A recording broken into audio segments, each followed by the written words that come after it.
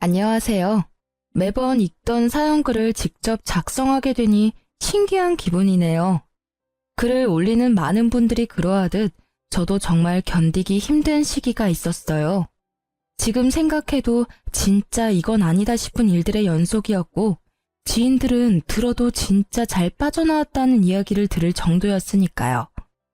저는 태어날 때부터 약하게 태어났어요. 어릴 때 잔병치레도 많았고 몸도 마른 데다가 연약했죠. 원래 이렇게 약한 애들이 크면 강해진다고 하지만 저는 그대로였어요. 남편을 만난 날도 힘들어서 근처 카페에 앉아있을 때였어요. 한여름 휘청거리는 제 모습에 조마조마한 마음으로 남편이 뒤를 쫓아온 거였어요. 그때 사준 음료수가 어찌나 맛있던지 저는 남편의 마음 씀씀이에 반해서 연애를 시작하게 됐어요. 그리고 결혼을 결심했을 때 저는 제 선택을 굳게 믿고 있었어요. 그렇지만 이때부터 심호의 간섭은 점점 시작되고 있었던 거예요. 결혼식 때 심호가 제게 한 딱 한마디가 뭐였는지 아세요?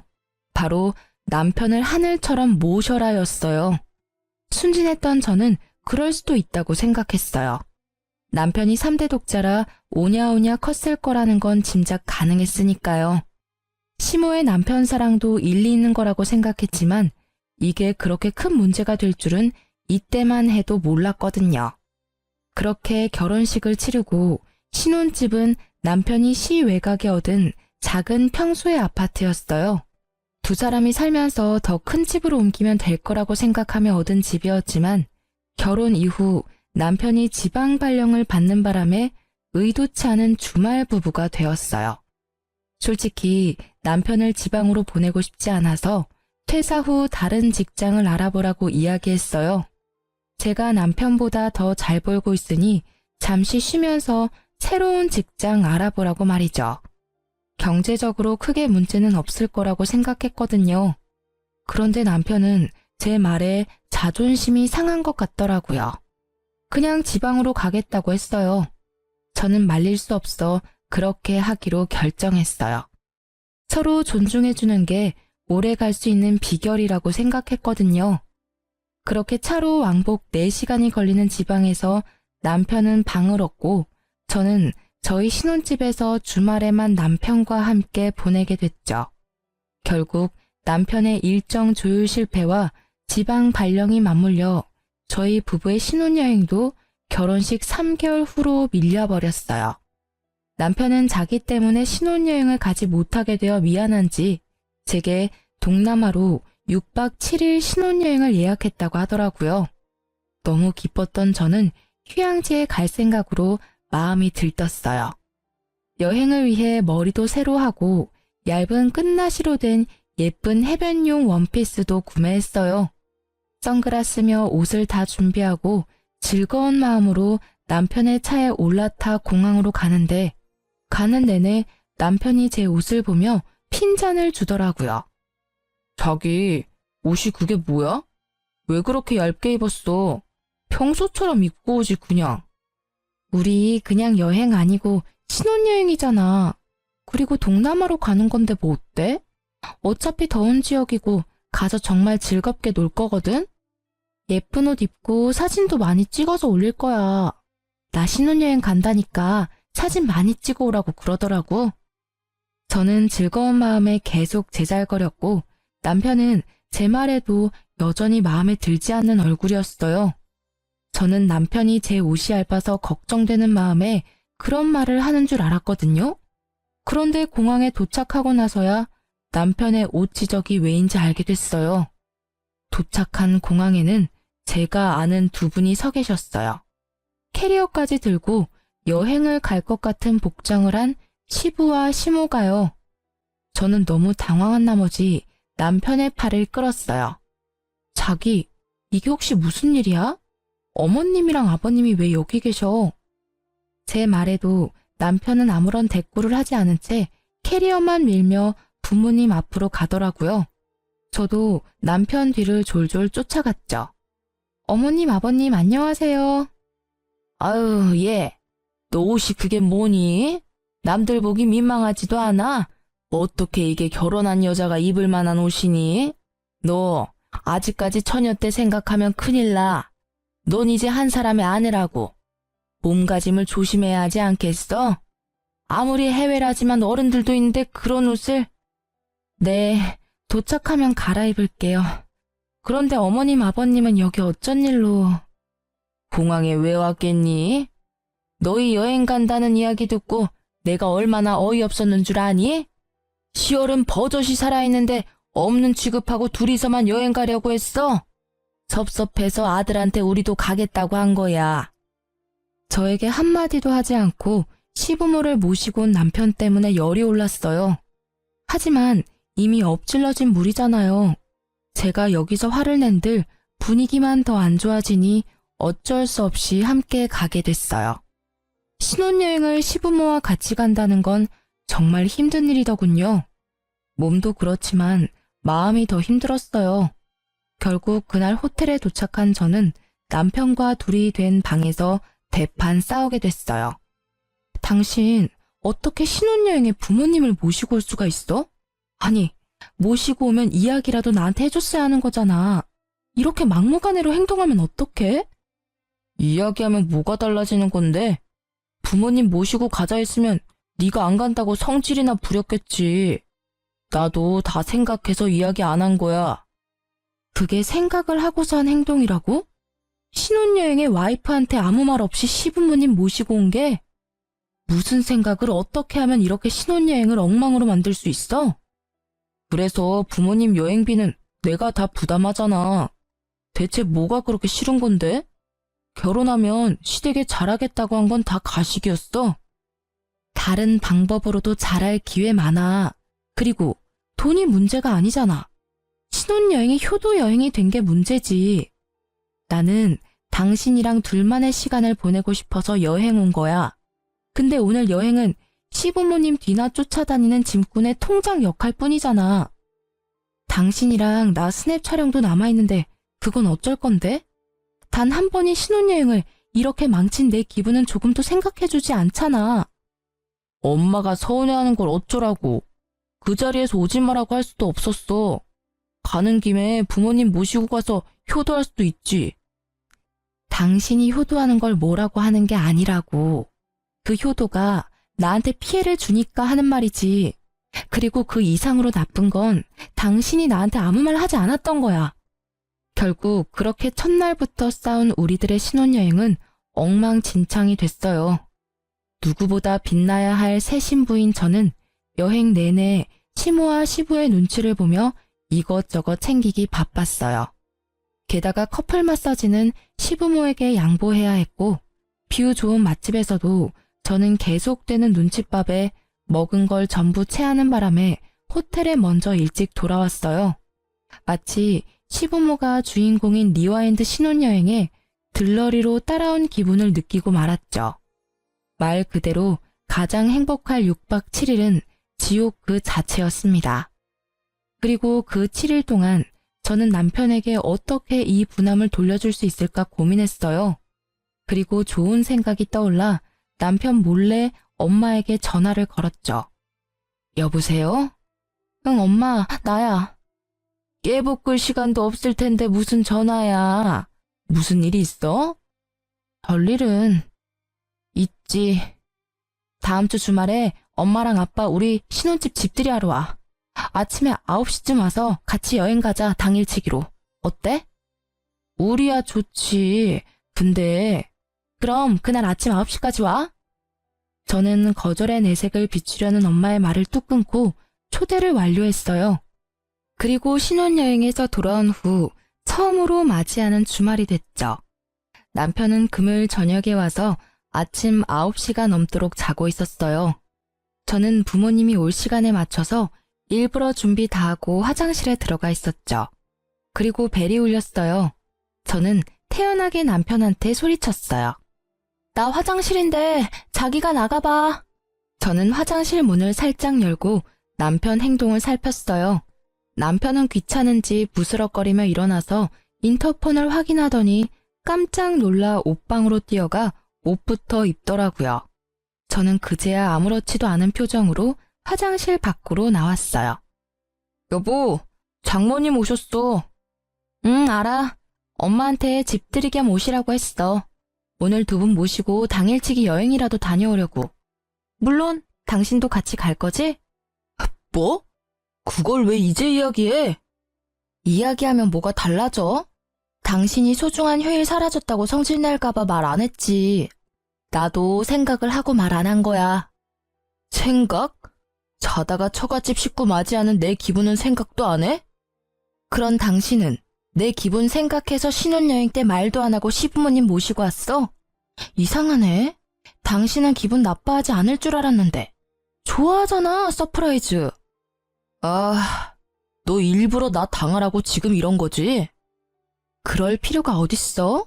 당신도 결혼하면 우리 집에 잘하겠다며. 어때? 깜짝 여행 기분 좋지? 제 말에 남편은 답을 하지 못하더라고요. 당신이 나한테 한 짓이 이런 거야. 그러니까 다음부터는 꼭 나한테 이야기를 해줘. 알았지? 결국 그날은 준비도 덜 된 남편을 데리고 여기저기 끌고 다니며 여행을 다녀왔어요. 이 일 뒤로 남편은 행사가 있을 때마다 저한테 꼬박꼬박 이야기해줬어요. 그렇지만 시모가 보여준 그 진상인 모습은 여전히 제 기억 속에 자리 잡았죠. 결혼 전에는 그렇게 점잖게 보이던 분들이 결혼 후 달라진 모습에 마음도 불편했죠. 그 이후로도 시모와 저의 사이는 그리 좋지 않았어요. 그렇게 결혼 생활은 그럭저럭, 시모와의 관계는 위태위태하게 4년이라는 시간이 흘렀어요. 그런데 남편과의 거리가 멀어서였는지 제가 몸이 약해서였는지 저희가 그렇게 바라던 아기는 깜깜무소식이었어요. 저는 자꾸만 제 약한 몸 탓인 것만 같아 힘들었고 결국 난임센터를 방문하기로 결정했는데 그 전에 정말 놀랍게도 자연 임신이 되었어요. 그리고 임신 사실을 시모가 알게 되었을 때 저는 시모의 어이없는 행동에 다시 한번 학을 뗐어요. 뱃속의 아이가 아들이라는 것을 확인한 시모는 그날부터 제 행동을 일거수일투족 감시하기 시작했어요. 왜냐고요? 제 뱃속에 있는 손주의 태교를 위해서라고 하더라고요. 저는 어이가 없었어요. 그렇지만 제 자식 생각해주는 시모에게 뭐라 할 수도 없어 꼬박 10달을 참았어요. 먹고 싶은 것도 하고 싶은 것도 참으며 맞춰드렸죠. 그런데 출산일에는 더 심했어요. 진통이 와서 병원에 갔더니 기어코 따라와서는 의사에게 무조건 자연분만으로 해달라 했어요. 저는 어디 드라마에서나 보던 일을 당하니 황당했고 아픈 와중에도 결국 시모의 요구에 장장 12시간을 참아내고 자연분만에 성공했어요. 그런데 더 서러운 건요. 출산 후 수고했다 한마디도 없이 딱 한마디 하더라고요. 아들 하나 가지고는 모자라니 둘은 더 낳아라. 네가 우리 집에 시집 오고 제일 중요한 일이 아들 낳는 일이야. 그 이야기에 저는 시모에 대해 더 거리를 두려고 했어요. 그러니 자연스레 친정어머니와 더 가까워질 수밖에 없더라고요. 조리원 퇴소 후 친정엄마가 제 산후조리를 위해 집에 와 계셨는데 시모가 자기가 산후조리 하겠다며 저희 엄마에게 집에 가시라고 하더라고요. 결국 시모는 평일 중 3일을 저희 집에 출퇴근하셨어요. 게다가 시모는 산후조리를 해야 할 저에게 집안일 시키기만 바빴어요. 몸을 안 움직이면 더 몸이 굳어. 그러니까 많이 움직여라. 애 낳은 게 무슨 벼슬이라고 누워서만 지내? 집안일 정도는 해야 돼. 그러는 본인은 산후조리 해준다는 명목으로 친정엄마까지 내쫓고 들어와서 손주만 안고 우쭈쭈 거리더라고요. 아니 그냥 우쭈쭈 하기만 하면 다행이게요. 100일도 안 된 애를 안고는 제 욕하기 바쁘더라고요. 애 꼴이 이게 뭐냐? 에구 우리 영훈이 땀 냄새가 많이 나네. 네 엄마가 이런 것도 안 시켜줘? 너무하네. 그치? 엄마 정말 나쁜 엄마다. 그치? 이 할미가 다 해줄 테니까 조금만 참아라. 네 엄마는 뭐 할 줄 아는 게 없어요. 회사만 좋은 데 다니면 뭐하니? 애도 못 보고 집안일도 못하는 반쪽짜리 엄만데. 그치?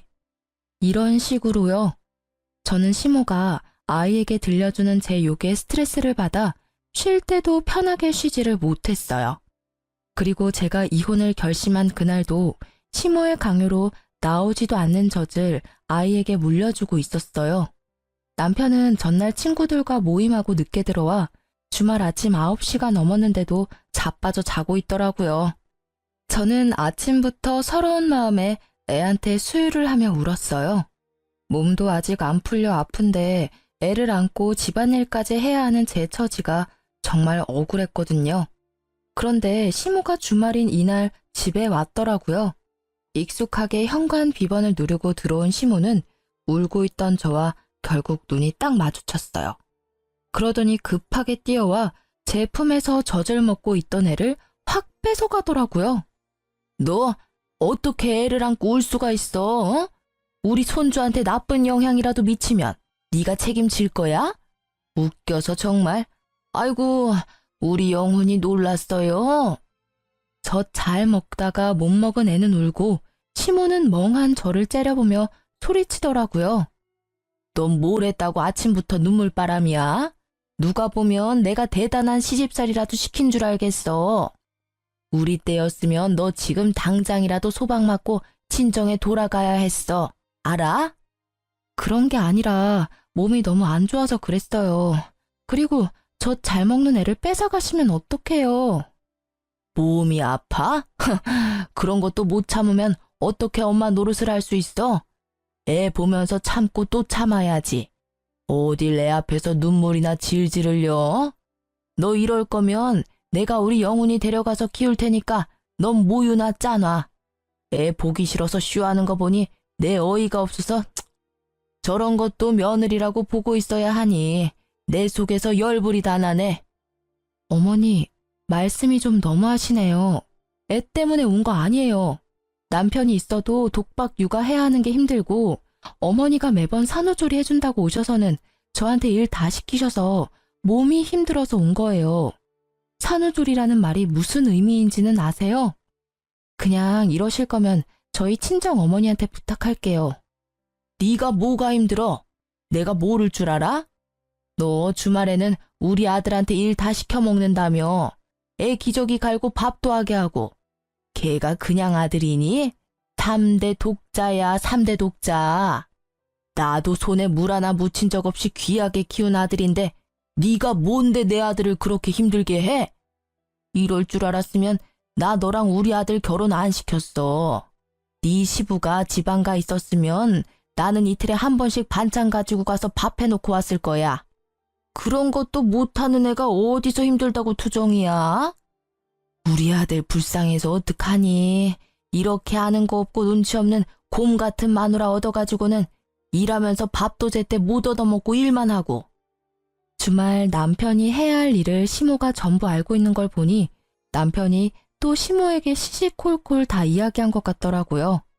자기가 돈을 버는데 육아와 집안일까지 시킨다며 짜증이 나서 시모에게 하소연한 것 같았어요. 제대로 된 육아는 한 번도 해본 적이 없으면서 결국 제가 한마디 하려는데 남편이 깼더라고요. 일어나서 밖에 나온 남편이 저를 보고 딱 한마디 하더라고요. 너 또 뭐 잘못했어? 그 이야기를 듣자마자 저는 이 현장에 내 편은 없고 남의 편만 있다는 걸 깨달았어요. 그리고 이 순간 저는 이 남자와 함께 살 수 없을 것 같다는 생각이 들었어요.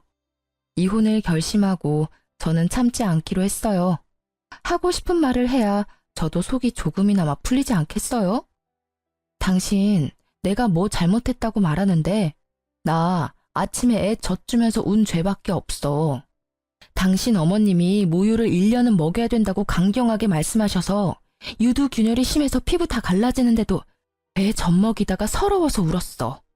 근데 그걸 보고 네가 뭐 한 게 있다고 우냐고 하시네? 이 집안에 내 몸 아픈 거 신경 써주는 사람이 하나라도 있어?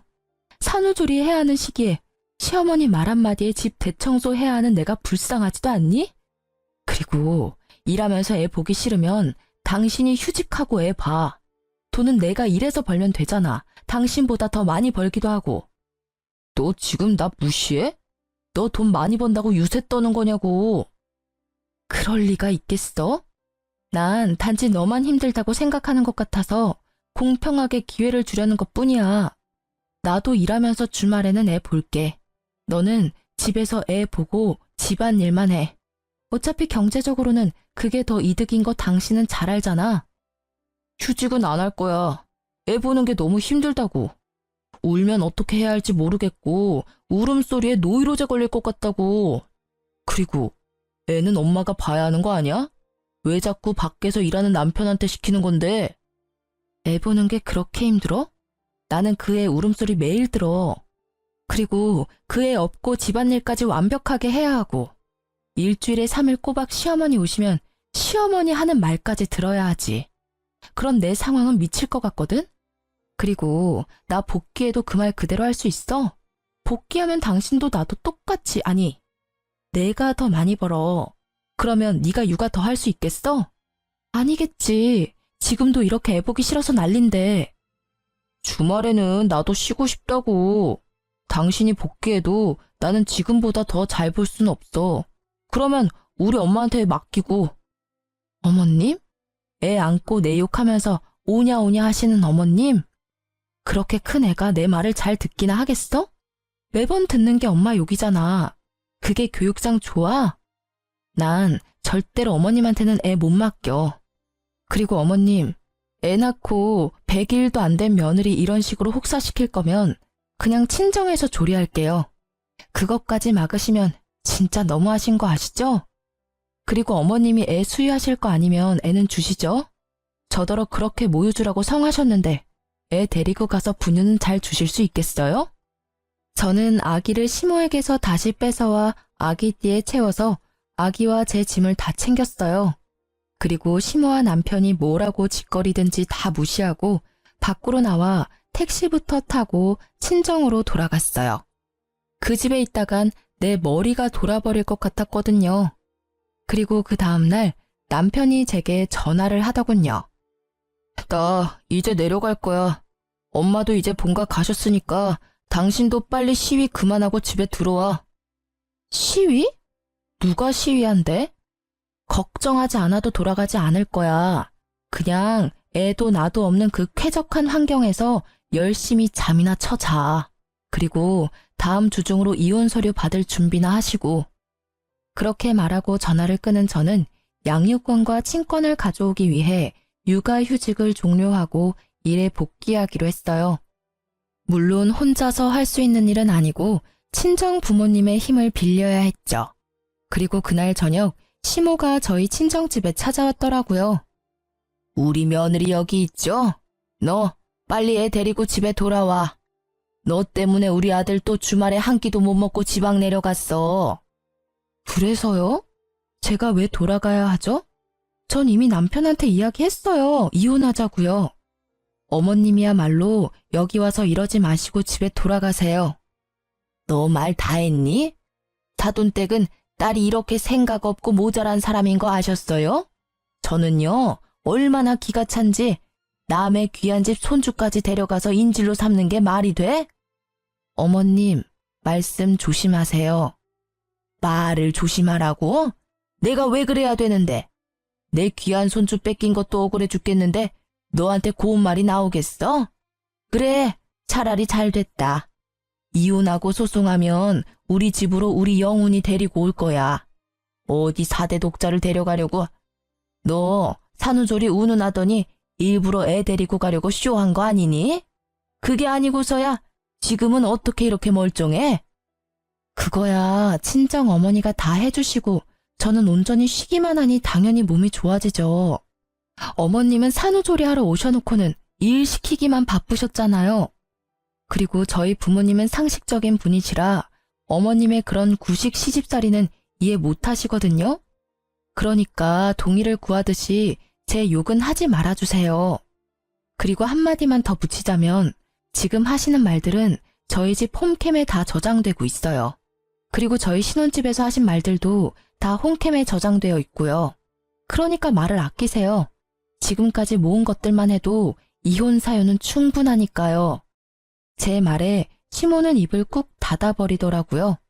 시모가 오기 전 이혼 전문가를 만나 상담했었거든요. 부부 갈등이 너무 심해서 정신적 충격이 크면 남편에게 청구하는 이혼 소송과는 별도로 시모에게도 위자료 청구를 할 수 있대요. 물론 증거나 정황이 정확해야 한다고 했고 저는 워낙 증거가 차고 넘쳐서 가능할 것 같다고 하더군요. 시모가 아이를 뺏기지 않으려 했지만 경제적 능력, 남편의 육아 소홀, 시모의 교육이 아이에게 좋지 못한 점 등이 복합적으로 작용해 이혼 소송은 무사히 제게 유리하게 진행됐어요. 제가 원하던 친권과 양육권도 가져왔어요. 남편과 시모에게서는 위자료를 받을 수 있었지만 양육비만큼은 남편이 제게 보내지 않더라고요. 거의 3년이 넘는 동안이나 말이죠. 그렇지만 저는 그에 대해 따로 생각이 있었기에 주지 않으면 주지 않은 대로 그냥 놔뒀어요. 물론 재촉 문자는 했었죠. 하지만 아이에 대해 별 애정이 없는 그 남자가 양육비를 줄 리는 없었죠. 4대 독자라도 본인은 귀한 줄 몰라요. 면접 교섭권을 한 번도 쓴 적 없었으니까요. 애는 다시 가지면 된다는 생각이나 하고 있을 거예요. 그저 시모나 전전긍긍일 뿐이지. 그리고 이혼 후 3년째 되는 해에 저는 이미 새로운 남자와 재혼한 지 2년이 조금 안 되는 상태였어요. 그리고 재혼한 현 남편과의 상의를 통해 제 아들을 재혼남의 호적에 넣을 수 있는 친양자 입양을 신청하기로 했어요. 제가 생각했던 게 바로 이거였어요. 신부가 3년 이상 부양의 의무를 이행하지 않거나 면접 교섭을 하지 않으면 신부의 동의 없이도 친양자로 입양이 가능하고 아이의 성과 본을 재혼 남편의 성과 본으로 바꾸는 것도 가능하다고 해요. 물론 여러 가지 여건이 맞아야겠지만 저 같은 경우는 그걸 위해 양육비를 안 줘도 참았던 거예요. 그리고 양육권을 지급하지 않은 지 3년이 될 때쯤 전 시모와 전 남편이 갑자기 제게 연락이 와서 만나자고 하더군요. 만날 생각은 들지 않았지만 법적으로 크게 문제가 될 수도 있다는 말에 만나러 갔어요. 두 사람은 눈에 쌍심지를 켜고 저를 맞이하더라고요. 저는 이 사람들이 왜 이러나 하는 생각만 들었죠. 제가 잘못한 게 없으니까요. 여기까지 나온 걸 보니 너도 제발 저려서 나온 것 같구나. 무슨 말씀 하시는지 모르겠네요. 용건만 간단히 해주시겠어요? 이 사기꾼 같은 년아, 우리가 낸 위자료 내놔, 이 나쁜 년. 너 감히 우리를 속였어? 내가 그 위자료 왜 줬는데? 당장 그거 다시 돌려놔. 아니면 고소할 거야? 파렴치한 것도 정도가 있지 어떻게 그런 대담한 짓을 벌려놓고 우리를 속이려고 했을 수가 있어? 무슨 소리인지 알아듣게 말씀하세요. 이혼 위자료 소송은 제가 판결 내린 게 아니라 법원이 내린 거죠. 따지시려면 법원 가서 따지세요. 이래도 시침이 뗄 거야? 정말 치가 떨려서 네가 진짜 못된 년이라는 건 이미 알고 있었지만 이렇게 대담하게 우리를 속일 줄이야. 그러면서 시모가 내민 것은 몇 장의 종이였어요.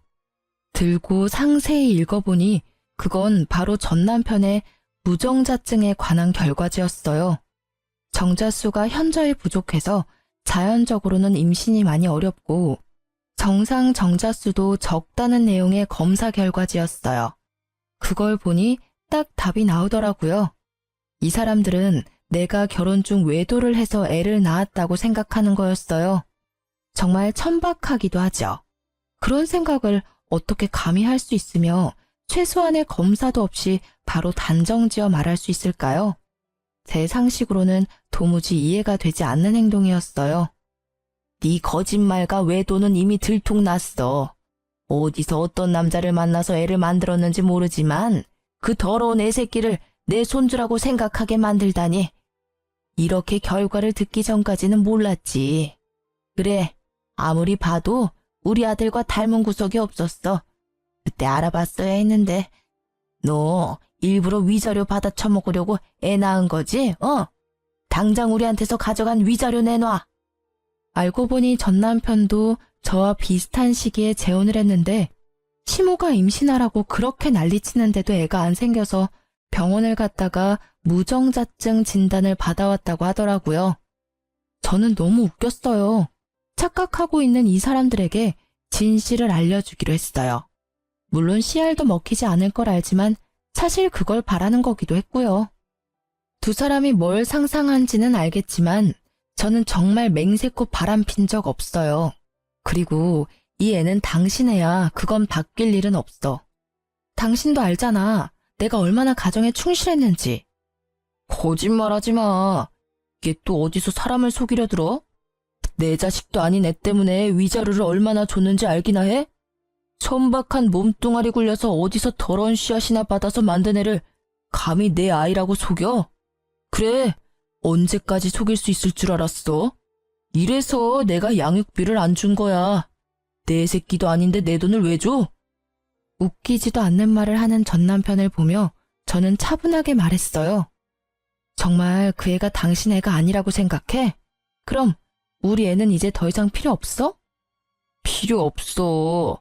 피 한 방울 안 섞인 남의 아이가 왜 필요해? 아, 당신이 그렇게 생각하면 하는 수 없네. 그러면 애 호적 옮기는 건 동의해 줄 수 있지? 원래 당신 동의 없이도 옮길 수 있는데 어차피 당신이 당신의 아니라고 하니 괜찮잖아. 옮겨줘도. 그러면 당신은 애 없는 거나 마찬가지고, 안 그래? 당연하지. 그건 동의해주면 내 아이는 없는 게 되니까 양육비는 안 줘도 되지? 결국 그게 목적이었더라고요. 이 나쁜 놈은. 지 자식한테 드는 돈이 아까워서 돈 한 푼을 안 준 쫌생이 같은 인간이었어요. 그건 내가 변호사랑 잘 이야기해볼게. 그리고 나중에 애 돌려달라고 하지 마. 그건 꼭 지켜줬으면 좋겠어. 어차피 돌려줄 생각도 없지만. 내 쪽에서 할 말이거든. 혹여라도 나한테 애 맡기려고 하기만 해봐. 절대로 안 받아줄 거니까. 남의 새끼를 내가 왜 키워? 저는 전 남편에게서 동의서를 받았어요. 그래, 그럼 잘 됐네. 자, 가서 서류 작성하자. 그리고 내가 한마디 하는데 그 위자료는 당신들이 잘못해서 혼인이 파탄에 이른 걸 법원이 인정했기 때문에 당신들이 나한테 지불한 거야. 애랑은 전혀 상관이 없지. 그리고 고소하고 싶으면 적어도 내가 외도를 했다는 증거를 가지고 와야 되는 거 아니야? 말로는 누가 무슨 말이든 못해. 시간 줄 테니까 내가 외도했다는 증거 가져와. 그러면서 소송이든 뭐든 다 받아줄 테니까. 뭐 지금 당장 그렇게 가도 분명 변호사도 나랑 똑같이 증거가 있어야 된다고 말할걸? 잘 찾아봐.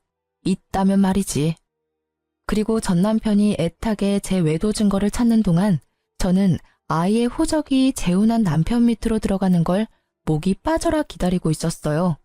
그리고 드디어 아이가 재혼 남편의 성과 본으로 바뀐 날. 저는 아이를 데리고 전 남편과 전 시모를 만나러 갔어요. 전 시모와 전 남편은 아이를 무시무시한 눈으로 쏘아보더라고요. 저는 두 사람에게 말했어요. 두 분 다 고생하시죠? 제 외도 증거 찾으려니 힘드실 거예요. 그래서 일 좀 쉽게 해드리려고요. 제 애가 다른 남자애면 소송하기 쉬울 테니 친자 검사 한번 해보세요. 애가 친자가 아니면 소송 가능하지 않겠어요? 제 말에 전 남편과 전 시모의 눈이 동그래지더라고요. 이때까지 만나자고 해도 절대 만나주지 않던 제가 아이 상피세포 채취까지 해주겠다고 하니 어안이 벙벙한 모습이었어요. 저는 두 사람이 보는 앞에서 아이 입안을 면봉으로 쓱쓱 문질러 봉투에 바로 넣어 두 사람에게 전해줬어요. 검사해봐. 어차피 더 이상 찾아볼 곳도 없잖아. 안 그래? 제 말에 그 둘은 웃으며 나가더라고요. 혹여나 위자료를 돌려받을 수 있다거나 소송에서 이겨서 돈을 받아낼 수 있을 거라는 생각을 했을지도 몰라요. 그리고 며칠 후 제 전화기에서는 불이 나기 시작했어요. 제가 전화를 받지 못하자 전 시모와 전 남편은 친정집까지 쫓아왔더라고요. 저는 친정엄마 전화에 불이 났게 친정으로 달려갔어요. 이미 한바탕 난리를 친 건지 전 시모 얼굴이 엉망이더라고요. 너 어떻게 이럴 수가 있어? 어떻게 천륜을 끊어먹고도 네가 무사할 줄 알아? 내 손주 우리 영훈이 내놔. 무려 4대 독자야. 그냥 손이 아니라고. 그래, 너 어떻게 내 애를 다른 사람 호적으로 옮길 수가 있어? 네가 진짜 사람이야? 두 분이 왜 여기서 이러는지 모르겠어요. 내가 분명히 당신한테 이야기했지. 우리 애 당신 애라고. 나는 외도한 적도 없다고 말했어. 그런데 당신이 뭐라고 했어? 그럴 리 없다고 증거가 있다며. 그 검사 결과지 보여줬잖아. 내가 아무리 사실을 말해도 믿지 않고 호적 정리하는데 동의해준 건 당신이야. 그리고 아줌마, 더러운 씨앗이니 아들 닮은 구석이 하나도 없었다니 그런 말씀하신 거 저는 절대로 잊지 않을 거예요. 그런 건 너무하잖아. 나는 분명히 당신이 외도하는 거라고 생각하고 나는 이제 애를 가질 수 있을지 없을지도 몰라. 내 아이 돌려줘. 가질 수 있을지도 모르지. 나는 가졌잖아, 당신 아이. 같이 살고 있는 재혼한 여자 젊다며 애 가질 수 있을 거야. 시험관을 벌써 몇 번이나 시도하고 있는데 안 생긴다고. 전 남편이 침울하게 소리쳤지만 전 시모는 전 남편의 속도 모른 채 말도 안 되는 말을 짓거리더라고요. 정자수가 없다고 해도 얘는 애를 가졌잖니. 분명히 이건 지금 며느리한테 문제가 있는 거야. 이것 봐라. 네 아들 떡하니 낳아준 며느리가 있는데 그 여자가 그걸 못하는 게 문제인 거야. 그리고 시험관 같은 건 하지 마. 자연 임신으로도 잘만 생기는데 왜 그런 걸 하니? 이 와중에도 시 없는 자기 아들보다 멀쩡한 두 번째 며느리를 탓하는 그 사람이 정말 하나도 변한 게 없어 보여 그저 안도할 뿐이었어요. 저 사람들하고 이제 관여하지 않아도 된다는 사실이에요. 나 진짜로 이번 생에 자식은 영훈이 뿐일지도 몰라. 그러니까 정말로 내가 잘할 테니까 우리 영훈이 나한테 돌려줘. 실제로 내 유전자를 타고난 내 아들이잖아. 생물학적 친부. 그래, 당신 애지. 근데 어쩌지? 지금은 법적으로 다른 사람 애거든. 난 지금 이 상황이 웃긴 게 내가 네 애라고 할 때는 아니라고 우기더니 제 손으로 애 호적 파주더니 이제 와서 왜 후회하는 거야? 나한테 위자료 내놔라 어쩌라 하기 전에 친자 검사부터 해보지 그랬어? 어쨌든 이제 남의 애니까 신경 꺼. 그리고 이렇게 와서 난리쳐도 이제 정말 남이니까 우리 친정에 이렇게 찾아오지도 마. 제 말에 입이 10개라도 할 말이 없었던 시모와 전 남편은 쫓겨났죠. 자신이 무정자증이라는 걸 알고 확인도 없이 저를 바람난 여자로 만들고 애를 혼외자로 만들어 소송을 걸겠다는 그 생각이 너무 가증스럽더라고요. 당연히 그들이 주장하는 소송은 진행되지 않았어요. 저의 외도는 당연히 외도를 하지 않았으니 증거가 없었고 아이는 전 남편의 친자였으니까요. 그리고 나중에 들리는 소문에 의하면 전 남편의 두 번째 아내도 시모 때문에 이혼했다고 하더라고요. 그놈의 자연 임신과 남편 내조에 관해 매일 집에 와서 여자를 들들 볶았다고 해요. 앞집 사는 조련 동기한테 들었거든요. 요새 저 집이 좀 조용하다면서요. 그렇게 저는 그 사람들과 더 이상 연락을 주고받지 않았어요. 그리고 몇 달 뒤 크리스마스 날에 한번 마주치게 됐어요. 아이 선물을 사주러 재혼한 남편과 함께 가는 길에 전 남편을 정말 딱 정면으로 마주쳤거든요. 시모와 함께 쇼핑 나온 것 같더라고요. 아이는 재혼한 남편의 어깨에 목마를 타고 있었고 갓난 아기일 때 헤어진 전 남편의 얼굴은 전혀 알아보지 못했어요. 시모는 아이를 보더니 저를 아주 잡아먹을 듯이 노려봤어요. 내 손주 데려다가 남의 호적에 올린 천하의 몹쓸년. 분하고 원통해서 내가 못 살지. 내 새끼 남의 손에 키워야 하는 이 억울한 심정을 누가 알 거야? 저는 그 말을 재혼한 남편과 아들이 들을까봐 먼저 백화점으로 보냈어요. 어르신, 그 귀한 손주 더러운 씨앗이라고 욕한 게 본인이세요. 그리고 언제는 아들 닮지 않았다고 큰소리 치시더니 그건 이미 싹 잊으셨나 봐요? 저는 하루도 잊은 적이 없는데요. 뭐? 네가 나한테 그런 말 할 자격이나 돼? 속여가지고 애 호적을 팠으면서 손이 귀한 집의 아들을. 네 아들이 아니라 내 손주야. 지금 당장이라도 데려올 수만 있다면 그만하세요, 어머니. 전 남편은 결국 자기 엄마한테 화를 내더군요. 저는 친절하게 전 남편에게 말해줬어요. 당신 어머니 치맛자락에서 못 벗어나면 세 번째, 네 번째 결혼을 해도 똑같이 이혼하게 될 거야. 알지? 제 말에 전 남편은 이미 알고 있다는 듯 얼굴에 후회가 가득하더라고요. 뭔가 반성한 게 하나쯤은 있구나 싶었는데 마침 백화점 안으로 들어가지 않고 입구에서 저에게 손을 흔드는 아이의 모습을 무척 애틋하게 쳐다보더라고요. 그런데 그 광경이 너무 웃겼어요. 자기가 그런 애틋한 눈으로 애를 볼 염치가 있나? 싶었거든요. 그렇게 애틋하게 애 얼굴 쳐다보지 마. 누가 보면 착각하겠어. 애가 그리워서 그런 표정 짓는다고 생각할 수도 있잖아.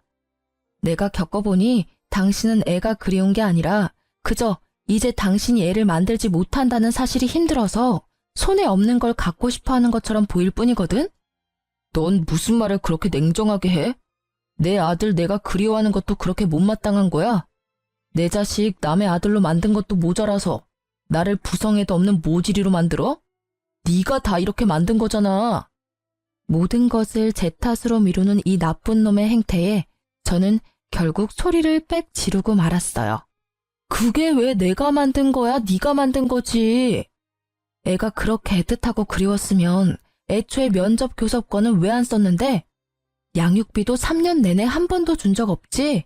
그리고 무엇보다 당신이 무정자증인 거 알았을 때 왜 우리 애가 당신 아들이 아니라는 의심부터 했어?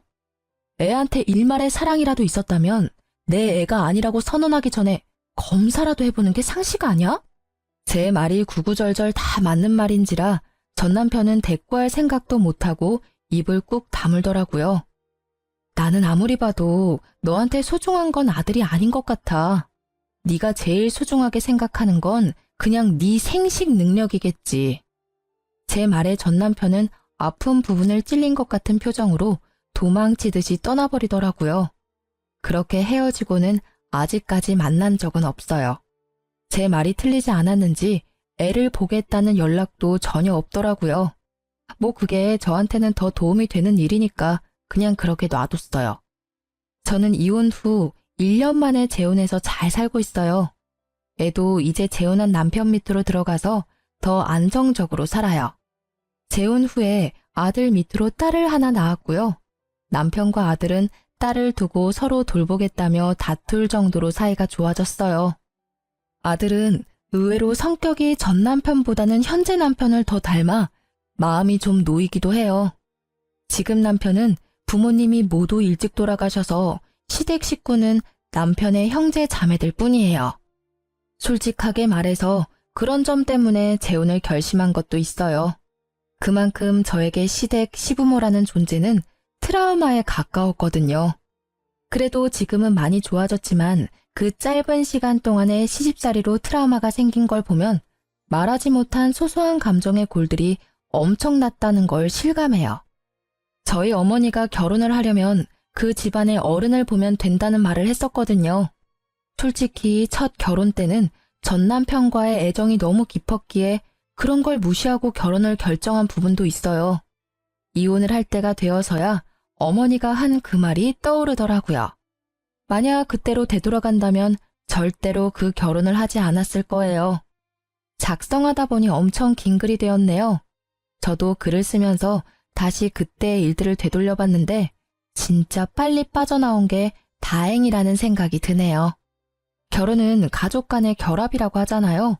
남편과 아무리 잘 맞아도 시댁과 맞지 않으면 그건 그거대로 힘든 결혼 생활이 될 수밖에 없어요.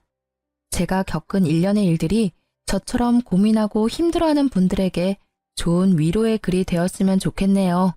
다들 힘내시고 글 읽어주셔서 감사해요.